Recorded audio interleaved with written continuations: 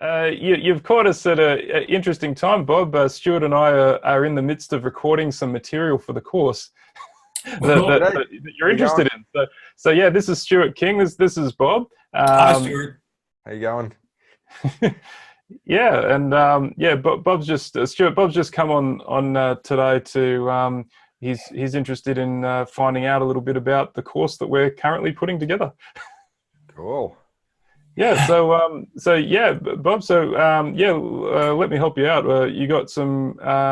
You just kind of weighing up whether it's the right thing for you and so forth. All right. Well, my biggest concern is I seem to be always playing catch up, Uh-huh. I understand that as an instructor you're pushing, and I don't disrespect that in any means, but I was mostly concerned about additional work because Yep. um, two things that I hadn't been doing was, of course, reviewing the way to memorize those solos, Hmm. and also, I guess, reviewing the past work that we've done. Hmm. So adding another thing to that list of things that I need to catch up on seemed, Yeah. Right. a little bit of a problem. And I know that the technique, the portion I'm really interested in is the fingerstyle uh, Okay. portion of it. I've, had picking technique off and on many years, so I'm not real concerned about that. Hmm. And I do a little bit of hybrid picking, so that's covered. But yeah, when we get into the fingerstyle thing, I realize that over the years when I've attempted to play fingerstyle that I'm doing it all wrong. So, Okay.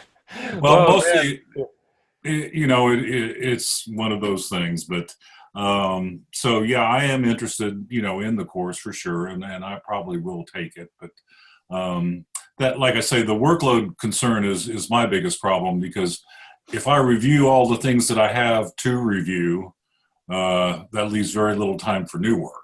Yeah, let's talk about in Stuart, you need terms a of pillow? big pardon? I was asking Stuart if he needed a pillow. Oh, no, Um, yeah. Sorry, yeah, Stu, well, after you, man.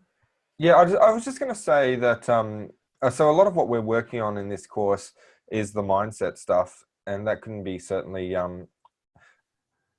like obviously it's a technique course, but in terms of the way, I don't know if you discussed this, Greg, in the club, but in terms of approaching your technique or learning, but kind of doing it in a more efficient way, using less time Mm. in the practice session, leveraging kind of your like natural abilities, like we talk about, kind of using the subconscious mind a bit.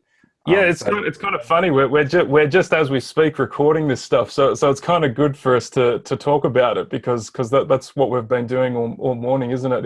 Is the thing about the approach to practice. If you're finding that you're sitting there like and you're getting sore hands and all that kind of thing, then you do need to change your approach. And so, but the thing is with technique and especially I don't think it's something that's necessarily going to cause a big overhead for you to include. I think it's actually an essential thing to include because you can just it's not like we're asking people to spend like 2 hours a day practicing with the technique course.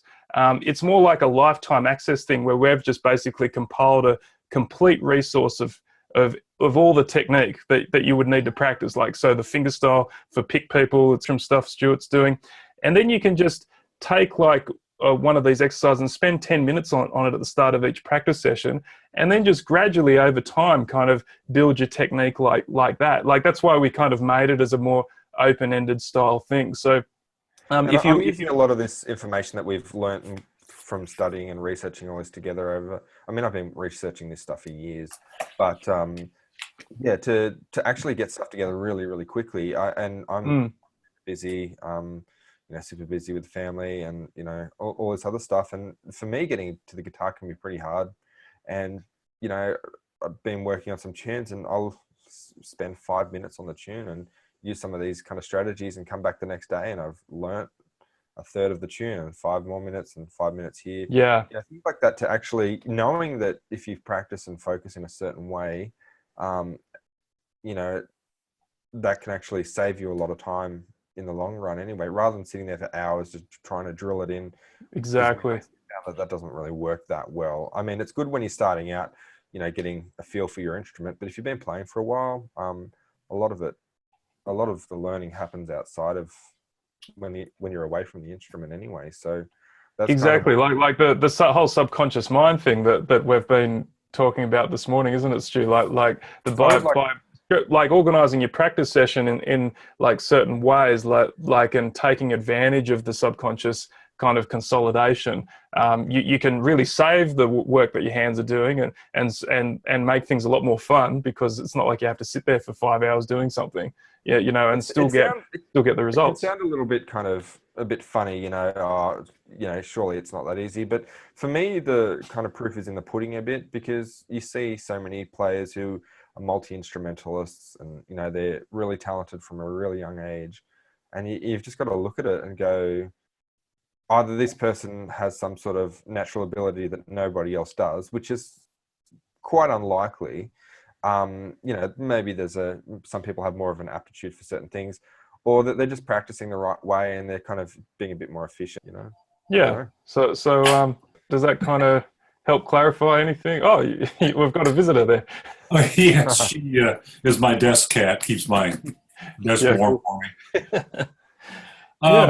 Yeah, I think it does. And, and when you mentioned the fact that it's open pretty much for a lifetime, that, makes it easier, because, 2 months or 4 months or 6 months down the road, I can, maybe really concentrate on fingerstyle, which is almost an essential with jazz.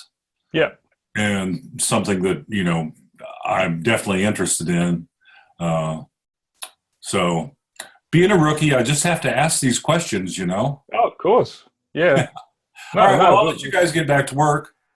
That's all right. Well, it was nice kind of having a drop-in visitor today. All right, very good. Well, I'll give you my money, Greg. I just don't know why I keep doing this, but I'm a glutton for punishment. And Stuart, I'll see you in a couple of days, I guess, on the live session. Yeah, when are we doing that, Greg? Is that on Friday? That's on Australian time Friday morning. It's different for the Americans. Yeah. I think that'd be on Thursday for you, wouldn't it, Bob? Thursday at 3:30 is what you have for us. I'll look even more sleepy than I do now. All right, Bob. Well, that's great. I think it's kind of cool to have a bit of a Q&A like this, and yeah, it's great having a special guest on the show. Well, it was a pleasure meeting you, Stuart. And Greg, I'll see you when I see you. Hey, best of luck. Okay. Thanks, Bob. We'll talk soon, man. Okay. Bye for now.